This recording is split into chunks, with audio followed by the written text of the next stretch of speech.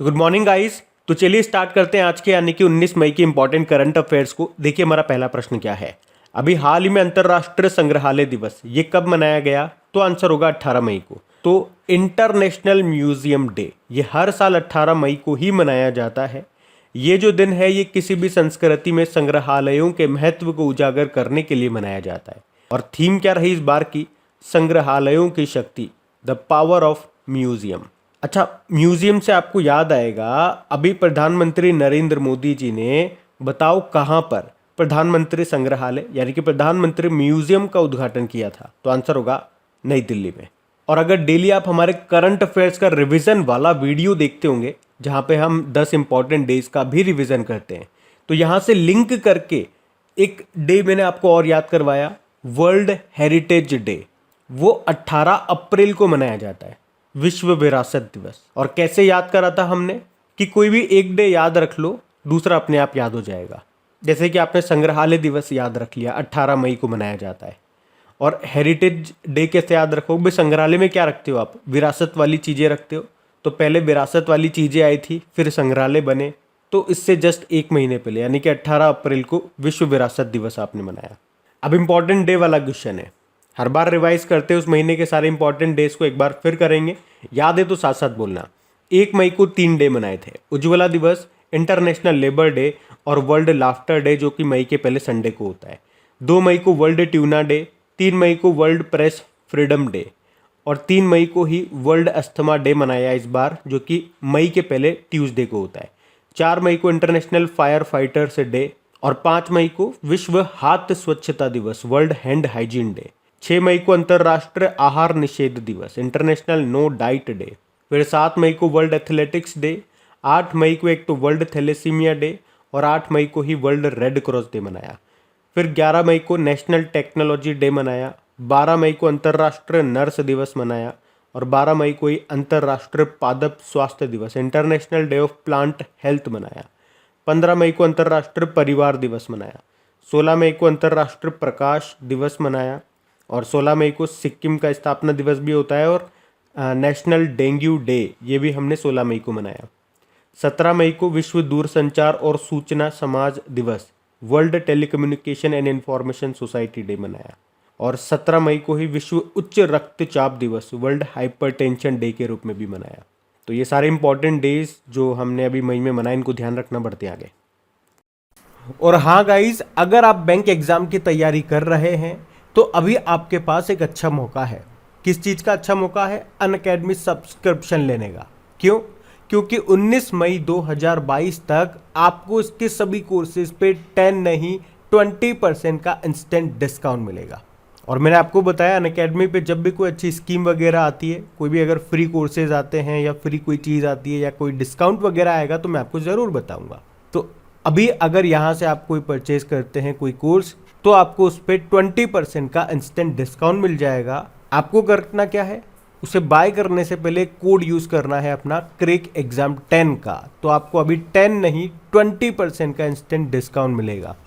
और वैसे भी अभी कुछ समय बाद अनअकैडमी प्राइस को हाइक करने की बात कर रहा है। तो अगर आपने मन बना रखा है किसी अच्छे टीचर से पढ़ने का, तो ये अच्छा मौका है उस कोर्स को बाय करने का। जब आप किसी कोर्स को बाय करें तो वहाँ पे कोड आपसे मांगेगा क्रैक एग्जाम 10 आपको टाइप करना है, ये मत भूलना बस। और जम के और मन लगा के पढ़ाई करें। एक बार आपका सिलेक्शन हो जाए, बस ये कोर्सेज के सारे पैसे रिकवर हो जाएंगे। आपकी पहली सैलरी में ये सब पूरा हो जाएगा। बस इसी बात को ध्यान में रखते हुए पढ़ाई करें। तो लिंक आपको नीचे डिस्क्रिप्शन में मिल जाएगा, इसका कोड याद रखना क्रैक एग्जाम 10 है। अब हम बढ़ते हैं आगे। अच्छा बताइए, मई 2022 में हुए 2021 ग्रीष्मकालीन यानी कि समर डेफ ओलंपिक्स में भारत पदक तालिका में कौन से स्थान पे रहा? तो आंसर होगा 9वें स्थान पे। वैसे तो आपको ज़रूर याद होगा क्योंकि हम लोगों ने पढ़ा था कि 2021 के ये जो समर डेफ ओलंपिक्स हैं ये इसका 24वां संस्करण है जो अभी हुआ है। कहाँ पे? ब्राज़ील में। और ये वाला तो समर वाला है। विंटर वाला अगले साल होगा 2023 में। कहाँ पे? कनाडा में होगा वो। डेफ ओलंपिक्स मतलब डेफ ओलंपिक्स। जो बधिर एथलीट होते हैं वो इसमें पार्टिसिपेट करते हैं। जैसे सिंपल ओलंपिक्स होता है उसमें नॉर्मल एथलीट पार्टिसिपेट करते हैं, पैरा ओलंपिक होता है उसमें पैरा एथलीट पार्टिसिपेट करते हैं और इसमें डेफ एथलीट पार्टिसिपेट करते हैं। तो अगर अभी बात करें तो इसमें भारत ने टोटल 17 मेडल जीते हैं, 8 गोल्ड हैं, 1 सिल्वर है और 8 ब्रोंज हैं। और इस तरह से भारत पदक तालिका में 9वें स्थान पर रहा।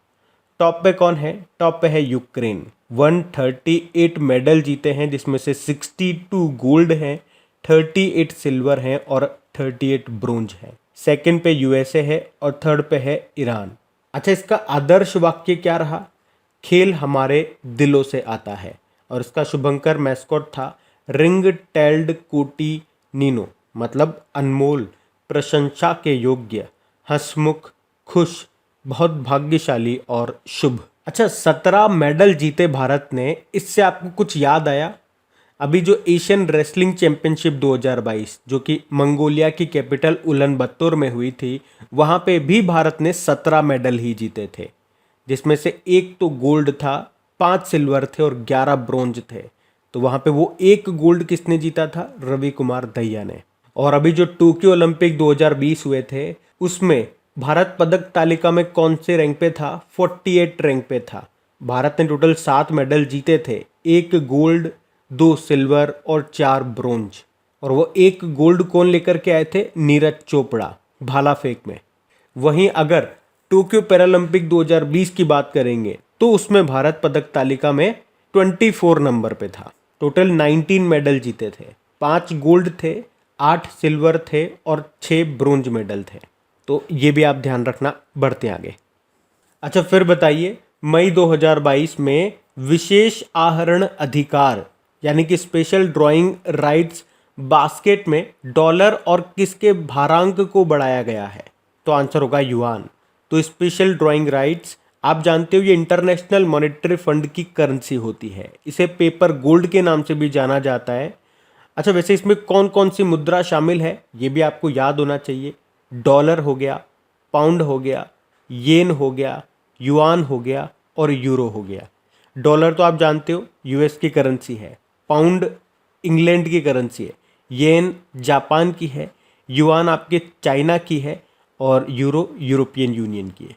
अच्छा, यहाँ से एक और प्रश्न बन सकता है कि नवीनतम करेंसी इसमें कौन सी शामिल हुई थी? तो आंसर होगा युआन। ये चाइना की करेंसी है, 2016 में इसको शामिल किया गया था। और याद रखना, युआन को रेनमिनबी भी कहा जाता है।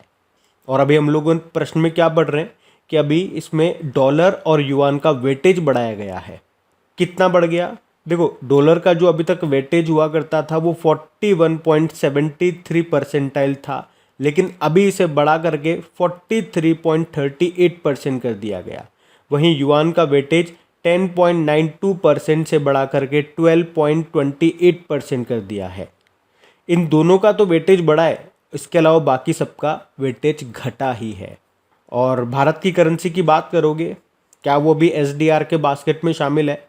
तो नहीं, पर इसकी जो वोटिंग होती है उस वोटिंग में भारत का रुपया शामिल है और वहाँ पे उसका कितना हिस्सा है? 2.6% का है। तो ये भी एक अच्छा प्रश्न हो गया। देखो, आईएमएफ की बात करते हैं तो स्थापना होती है 1945 में। हेडक्वार्टर वॉशिंगटन डीसी में है। टोटल मेंबर कंट्रीज है 190 और 190वां देश बना था एंडोरा। और इसके मैनेजिंग डायरेक्टर क्रिस्टलिना जॉर्जीवा हैं। और जो अभी तक इसकी चीफ इकोनॉमिस्ट थी, कौन? गीता गोपीनाथ, वो अब इसकी फर्स्ट डेप्यूटी मैनेजिंग डायरेक्टर बन चुकी हैं। और अब इसके चीफ इकोनॉमिस्ट कौन हो गए हैं? Pierre Olivier. ये दोनों करंट अफेयर्स के ही प्रश्न हैं। और याद रखना, आईएमएफ 2 तरह की रिपोर्ट जारी करता है। एक तो वर्ल्ड इकोनॉमिक आउटलुक रिपोर्ट को जारी करता है और एक ग्लोबल फाइनेंशियल स्टेबिलिटी रिपोर्ट को जारी करता है। तो ये प्रश्न एक बार एग्जाम में पूछा गया था कि वर्ल्ड इकोनॉमिक आउटलुक रिपोर्ट को कौन जारी करता है? तो आईएमएफ आंसर होगा। और इसी तरह का एक और प्रश्न आया था एग्जाम में कि ग्लोबल इकोनॉमिक प्रोस्पेक्ट्स रिपोर्ट को कौन जारी करता है? तो उसका तो उत्तर हो जाएगा वर्ल्ड बैंक। अच्छा, वर्ल्ड बैंक और आईएमएफ से एक और प्रश्न बनता है कि ट्विंस सिस्टर किन्हें कहा जाता है? इन दोनों को ही कहा जाता है। आपको पता है इन दोनों का हेडक्वार्टर आपको वॉशिंगटन डीसी में मिलेगा। और ट्विंस सिस्टर क्यों कहते हैं इनको? क्योंकि इन दोनों की स्थापना 1944 में अमेरिका में ब्रेटन वुड्स सम्मेलन में हुई थी। तो ये सारे पॉइंट ध्यान रखना। बढ़ते आगे। चलिए बताइए, अभी हाल ही में किसने हॉकी इंडिया सीनियर महिला राष्ट्रीय चैंपियनशिप 2022 को जीत लिया? तो आंसर होगा उड़ीसा। अच्छा, याद रखना ये 12वीं हॉकी इंडिया सीनियर महिला राष्ट्रीय चैंपियनशिप 2022 है। कहाँ पे हुई? मध्य प्रदेश के भोपाल में, जिसको अभी उड़ीसा ने जीत लिया है। किसको हराया, या यूं कहें कि उप विजेता कौन रहा? तो आंसर होगा कर्नाटक। पहले स्थान पे उड़ीसा, दूसरे पे कर्नाटक और तीसरे पे रहा झारखंड। अब आप ध्यान से सुनना प्रश्न को। ये तो हो गई 12वीं हॉकी इंडिया सीनियर महिला राष्ट्रीय चैंपियनशिप 2022, जिसको उड़ीसा ने जीत लिया। कुछ दिन पहले हमने पढ़ा था कि 12वीं senior mains national hockey championship हुई थी। कहाँ पे? भोपाल मध्य प्रदेश में। उसको जीता था हरियाणा ने तमिलनाडु को हरा करके। तो दोनों को ध्यान रखना, महिला और पुरुष में। महिला वाली को तो जीत लिया किसने? उड़ीसा ने, और पुरुष वाली को हरियाणा ने जीता था। इसमें कंफ्यूज मत होना। और आपको याद है 2023 में जो महिला FIH hockey junior world cup का 10वां संस्करण होगा, वो कहाँ पे होगा? चिली के सेंटियागो में। अभी FIH जूनियर महिला हॉकी विश्व कप 2022 जो कि हुआ था साउथ अफ्रीका में, उसको जीत लिया नीदरलैंड ने जर्मनी को हरा करके। अभी Obaidullah Khan heritage hockey cup, ये किसने जीता? भारतीय रेलवे ने जीता है आर्मी 11 को हरा करके। और ये हुआ कहाँ पे था? ये भोपाल मध्य प्रदेश में ही हुआ था। और अभी जो नवी महिला राष्ट्रीय आइस हॉकी चैंपियनशिप 2022 जो पहली बार हिमाचल प्रदेश में हुई थी, उसको लद्दाख ने जीत लिया। और अभी 11वीं hockey India junior national championship को जीत लिया उत्तर प्रदेश ने चंडीगढ़ को हरा करके। ये तमिलनाडु में हुआ था। और men's hockey junior world cup 2021 जो कि उड़ीसा में हुआ था, उसको अर्जेंटीना ने जीत लिया जर्मनी को हरा करके। और जर्मनी को तो हमने भी हराया था टोक्यो ओलंपिक 2020 में। हमारी जो भारतीय पुरुष हॉकी टीम है उसने जर्मनी को हरा करके ब्रोंज जीता था। और हमारे पुरुष हॉकी टीम के जो गोलकीपर हैं PR श्रीजेश, उन्हें world games athlete of the year 2021 चुना गया था। अच्छा बताओ, FIH प्रेसिडेंट अवार्ड किसे मिला? VK पांडियन को। और आप जानते हो कि 2023 में जो हॉकी वर्ल्ड कप होंगे ये उड़ीसा में होंगे। और भारत का सबसे बड़ा हॉकी स्टेडियम भी उड़ीसा में बन रहा है, उड़ीसा के राउरकेला में, जिसका नाम किसके नाम पे रखा गया है? बिरसा मुंडा के नाम पे। वैसे हॉकी इंडिया के अध्यक्ष कौन है? ज्ञानेंद्रो निगोंगबाम है, ये मणिपुर से हैं। अच्छा बताओ, FIH यानी कि इंटरनेशनल हॉकी फेडरेशन का हेडक्वार्टर कहाँ पर है? लुज़ेन स्विट्जरलैंड में है, और इसके प्रेसिडेंट है नरेंद्र बत्रा। तो ये सारे पॉइंट ध्यान रखना है आपको। बढ़ते हैं आगे। अच्छा बताइए, हाल ही में कहाँ सुपोषित माँ अभियान का दूसरा चरण शुरू हुआ? तो आंसर होगा कोटा राजस्थान।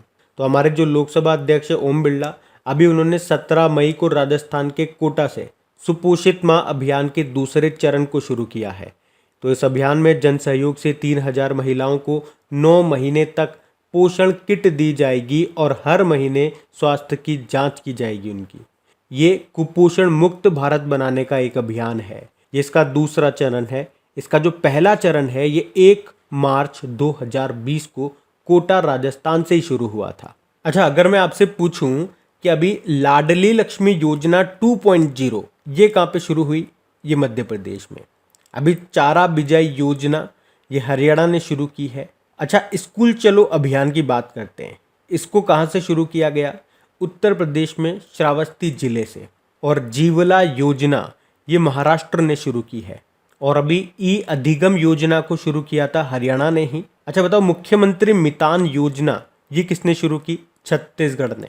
और छत्तीसगढ़ ने अभी कौशल्या मातृत्व योजना को भी शुरू किया था, जिसमें दूसरी बेटी के जन्म पे 5,000 रुपये दिए जाते हैं। तो ये सब याद रखना। बढ़ते हैं आगे। चलिए बताइए, मई 2022 में किसे सर्वोच्च ब्रिटिश मानद पुरस्कार से सम्मानित किया गया? तो आंसर होगा अजय पीरामल को। तो अभी पीरामल समूह के अध्यक्ष हैं ये अजय पीरामल, जिनको महारानी एलिजाबेथ के द्वारा Commander of the order of the British Empire का मानद पुरस्कार मिला है।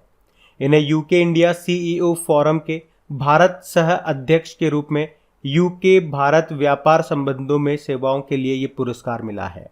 क्या नाम है? अजय पीरामल। अच्छा, आपको इसी तरह से गुरु स्वामी कृष्ण मूर्ति का नाम याद आएगा, जिन्हें 2022 का ब्रिटिश साम्राज्य का सबसे उत्कृष्ट सम्मान MBE मिला था। MBE मतलब honorary member of the order of British Empire. और अभी आपको याद होगा कैमरून के एक कार्यकर्ता हैं जिनका नाम है सेसिल नदजेबेट, जिनको वंगारी मचाई फॉरेस्ट चैंपियंस अवार्ड मिला था। और व्हीटली गोल्ड अवार्ड किसे मिला? चारुदत्त मिश्रा को हिम तेंदुए के संरक्षण के लिए। ध्यान रखना, बढ़ते आगे। अच्छा बताइए, अभी किसे नेपाल में भारत के नए राजदूत के रूप में नियुक्त किया गया? तो आंसर होगा नवीन श्रीवास्तव को। तो नवीन श्रीवास्तव ये नेपाल में भारत के राजदूत बन गए हैं। वैसे ये वर्तमान में विदेश मंत्रालय में अतिरिक्त सचिव हैं और ये अभी विनय मोहन क्वात्रा का स्थान लेंगे जो अभी विदेश सचिव बन गए हैं। क्या नाम है? नवीन श्रीवास्तव। अच्छा, अभी इरडाई के अध्यक्ष कौन बने? देबाशीष पांडा। फाइनेंशियल एक्शन टास्क फोर्स के प्रेसिडेंट बने हैं टी राजा कुमार और फिक्की के प्रेसिडेंट बने थे संजीव मेहता। वैसे फिक्की के डायरेक्टर जनरल कौन बने? अरुण चावला। और संजीव से याद आएगा आपको संजीव बजाज का नाम, अभी 2022-23 के लिए कॉन्फेडरेशन ऑफ इंडियन इंडस्ट्री के ये अध्यक्ष बने हैं। तो इनके नाम भी ध्यान रखना, बढ़ते आगे। अच्छा बताइए, मई 2022 में केंटन कूल ने 16वीं बार माउंट एवरेस्ट फतेह किया है। बताओ ये किस देश के पर्वतारोही है? तो आंसर होगा यूके। तो अभी ब्रिटिश पर्वतारोही हैं केंटन कूल, जिन्होंने 16वीं बार दुनिया की सबसे ऊंची पर्वत चोटी माउंट एवरेस्ट को फतेह किया है। अब ये प्रश्न मैं आपको क्यों पढ़ा रहा हूं? ऐसे तो आप लोग कहोगे कैसे, तो कई लोग उसमें चढ़ते रहते हैं उतरते रहते हैं, तो सबको पढ़ेंगे क्या? नहीं, सबको नहीं पढ़ेंगे। इनका नाम इंपॉर्टेंट है। क्यों इंपॉर्टेंट है? क्योंकि माउंट एवरेस्ट पर सबसे ज्यादा बार चढ़ने वाले विदेशी पर्वतारोही ये बन गए हैं। माउंटेन कूल नाम है इनका। नहीं, माउंटेन कूल नहीं, केंटन कूल नाम है इनका, केंटन कूल। अच्छा, इसी तरह से आपको याद आएगा कि एक नेपाली महिला है लखपा शेरपा। अभी उन्होंने 10वीं बार माउंट एवरेस्ट को फतेह किया है और उन्होंने एक महिला पर्वतारोही के द्वारा दुनिया के सबसे ऊंचे पर्वत की चोटी पर चढ़ने का अपना ही रिकॉर्ड तोड़ दिया है। और उनसे पहले हमने पढ़ा था कि माउंट एवरेस्ट को 26वीं बार चढ़ने का मेन रिकॉर्ड किसने बनाया? कामेरिता शेरपा ने। और प्रियंका मोहिते का नाम भी आपको याद होगा, ये महाराष्ट्र के सतारा के रहने वाली है। अभी 8000 मीटर से ज्यादा ऊंची 5 चोटियों को फतेह करने वाली पहली भारतीय महिला बन गई है। अच्छा, अगर आपसे पूछा जाए कि माउंट एवरेस्ट को फतेह करने वाली पहली भारतीय महिला कौन थी? बछेंद्री पाल। और माउंट एवरेस्ट को फतेह करने वाली पहली दिव्यांग भारतीय महिला? अरुणिमा सिन्हा। वैसे माउंट एवरेस्ट डे कब मनाते हैं? 29 मई को। क्यों? क्योंकि 29 मई 1953 को न्यूजीलैंड के एडमंड हिलेरी और उनके जो शेरपा थे, कौन? तेंजिंग नोर्गे, उन्होंने सबसे पहले यहाँ पे सफल चढ़ाई की थी। और वैसे माउंट एवरेस्ट की हाइट कितनी है? 8848.86 मीटर। और जब भी इस तरह का प्रश्न आया है, अभी इसी महीने में मुश्किल से हमने तीन बार ये प्रश्न पढ़ा है, और जब भी ये प्रश्न आया है मैंने आपको हमेशा बताया 7 महाद्वीपों की सबसे ऊंची चोटियां कौन कौन सी हैं और किस देश में है ये भी बताया है। तो अभी आप 2 मिनट के लिए वीडियो को पॉज करो और कमेंट बॉक्स में जाकर के टाइप करो कि वो कौन कौन सी है। और अगर आपको नहीं याद या आपने पुराने वाले वीडियोज नहीं देखे हैं, अभी देखना शुरू किया है, तो अभी एक आध दिन में वीकली वीडियो आ रहा है, तो वहां पे ये सारी मैं चीजें डिस्कस करूंगा, तो वहां पे आप इन चीजों को कवर कीजिएगा। अभी बढ़ते आगे। अच्छा, अब बताओ, अभी किसे लार्सन एंड टुब्रो के MD के रूप में नियुक्त किया गया? SN सुब्रमण्यम को। तो अभी लार्सन एंड टुब्रो के वर्तमान जो deputy managing director and president हैं SN सुब्रमण्यम, उनको MD के रूप में नामित किया है। ये किनकी जगह लेंगे? AM नाइक की जगह लेंगे। लार्सन एंड टुब्रो लिमिटेड का हेडक्वार्टर मिलेगा आपको मुंबई में। अच्छा, HPCL के भी अध्यक्ष कौन बने? पुष्प कुमार जोशी। NCERT के अध्यक्ष बने थे दिनेश प्रसाद सकलानी और इफ्को के अध्यक्ष बने हैं दिलीप संघानी। याद रखना, ये नया अपॉइंटमेंट है। बढ़ते आगे। फिर बताइए, अभी किसे अमेरिका की राष्ट्र विज्ञान अकादमी के लिए चुना गया? तो आंसर होगा डॉक्टर कमल बाबा। तो बंगलुरु स्थित Ashok trust for research in ecology and environment के प्रमुख हैं ये डॉक्टर कमल बाबा, जिनको US national academy of science के लिए चुना गया है। बाकी आप जानते हो अभी बोल्ट्जमैन पदक से सम्मानित होने वाले पहले भारतीय कौन बने? दीपक धर। और 31वां GD बिरला पुरस्कार मिला नारायण प्रधान को। और सरस्वती सम्मान 2021 ये मिला रामदरस मिश्रा को। 31वें नंबर का है ये उनके उपन्यास मैं तो यहाँ हूँ के लिए। ये भी ध्यान रखना, आप पढ़ते आगे। अच्छा, अब बताइए, अभी विश्व बैंक वर्ल्ड बैंक के अनुसार विदेशी प्रेक्षण के मामले में भारत कौन से स्थान पर है? तो पहले स्थान पे आ गया। विदेशी प्रेक्षण यानी कि रेमिटेंस, जैसे कि आप गए विदेश में कमाने के लिए और वहां से जो पैसा कमा रहे हो वो अपने घर वालों को यहाँ पे भारत में भेजते हो, तो उसे कहते हैं विदेशी प्रेक्षण, रेमिटेंस। तो अभी वर्ल्ड बैंक ने यही बताया है कि विदेशों से अपने देश में पैसे भेजने के मामले में भारत ने मैक्सिको को भी पीछे छोड़ दिया और अब खुद टॉप पे आ गया है। फर्स्ट पे आ गया इंडिया, सेकंड पे मैक्सिको और थर्ड पे चाइना है। 2021 में अगर बात करते हैं तो भारत को 89 बिलियन डॉलर से भी ज़्यादा का रेमिटेंस मिला है, जो कि 2020 की तुलना में 8% ज़्यादा है। 2020 में तो ये 82.73 बिलियन डॉलर था, तो ये आप ध्यान रखिएगा। अच्छा मुझे बताओ, अभी वर्ल्ड प्रेस फ्रीडम इंडेक्स जो आया, जिसको जारी करता है रिपोर्टर्स विदाउट बॉर्डर, उसमें भारत की रैंक क्या है? 150 है। टॉप पे नॉर्वे है। और अभी यूनाइटेड नेशन ने जो वर्ल्ड हैप्पीनेस इंडेक्स जारी किया था, उसमें भारत 136 नंबर पर है। टॉप पे उसमें फिनलैंड है। और डेमोक्रेसी इंडेक्स, जिसको इकोनॉमिस्ट इंटेलिजेंस यूनिट जारी करता है, और ये अभी फरवरी में ही आया था इंडेक्स, उसमें भारत 46 नंबर पर है और टॉप पे नॉर्वे है। और इसी तरह से भ्रष्टाचार सूचकांक, करप्शन परसेप्शन इंडेक्स 2021 आया था, ये भी फरवरी में आया था अभी। इसको ट्रांसपेरेंसी इंटरनेशनल ने जारी किया था, इसमें भारत 85 नंबर पे था। तो ये भी कुछ ध्यान रखिएगा। बढ़ते हैं आगे। अच्छा बताइए, मई 2022 में जारी वैश्विक खाद्य नीति रिपोर्ट 2022 के अनुसार भारत में वर्ष 2030 में भूख से पीड़ित भारतीयों की संख्या कितने मिलियन होने की संभावना है? तो आंसर होगा 73.9 मिलियन। तो इस रिपोर्ट का नाम है वैश्विक खाद्य नीति रिपोर्ट 2022 और इसे कौन जारी करता है? IFPRI, यानी कि अंतरराष्ट्रीय खाद्य नीति अनुसंधान संस्थान। इंग्लिश में बोलोगे तो international food policy and research institute. और इस रिपोर्ट में क्या बताया गया कि जलवायु परिवर्तन के कारण 2030 तक भारत में भूख का जोखिम 23% तक बढ़ सकता है और खाद्य उत्पादन 16% गिर सकता है। और 2030 में भूख से पीड़ित भारतीयों की संख्या 73.9 मिलियन हो जाने की आशंका है। लेकिन अगर इसमें जलवायु परिवर्तन के प्रभावों को भी शामिल कर लिया जाए तो ये बढ़कर 90.6 मिलियन हो जाएगी। अच्छा, भुखमरी सूचकांक हंगर इंडेक्स जो आया था, उसमें भारत की रैंक क्या थी? 101। और अभी वर्ल्ड बैंक ने कौन से रिपोर्ट को जारी करना? ईज ऑफ डूइंग बिजनेस को। तो अब बात करेंगे कल के वीडियो में पूछे गए प्रश्न के उत्तर की। तो कल के वीडियो में आपसे पूछा था कि अभी थॉमस कप 2022 किसने जीता? तो आंसर होगा भारत ने। पहली बार भारत ने जीता है। किसको हराया? 14 बार की चैंपियन इंडोनेशिया को हरा करके जीता है। आप सभी ने प्रश्न का बिल्कुल सही उत्तर दिया है। और गाइस प्लीज, अगर सेशन अच्छा लगा करे तो इसे शेयर जरूर किया कीजिए अपने दोस्तों के साथ में, अपने फैमिली मेंबर में अगर कोई पढ़ने वाले स्टूडेंट हैं तो प्लीज वीडियो के लिंक को एक बार शेयर जरूर करना और वीडियोस को सपोर्ट जरूर करना, मेहनत को सपोर्ट जरूर करना। इससे हमें भी एक मोटिवेशन मिलता है कि हाँ, आप लोगों को अच्छे से अच्छे कंटेंट दिया जाए, साथ में चीज़ों को रिवाइज कराएं। अच्छा भी लगता है, मेहनत भी लगती है। और आप लोगों की प्रैक्टिस के लिए इनकी क्विज भी बना करके अपलोड कर रहे हैं आपके क्रैक एग्जाम एप्लीकेशन पे। वहीं पे आपको PDF भी मिल जाएगी। और आप जानते हो वीकली वाले वीडियोस और मंथली वाले वीडियोस की क्विज तो आपको रेगुलर अपलोड हो रही है वहाँ पे। PDF कुछ टाइम का छूटा हुआ है, तो PDF भी आपको कुछ समय में, मुश्किल से 2-5 दिन में सारी PDF भी अवेलेबल हो जाएगी। तो अब ये रहा आज का आपका होमवर्क प्रश्न।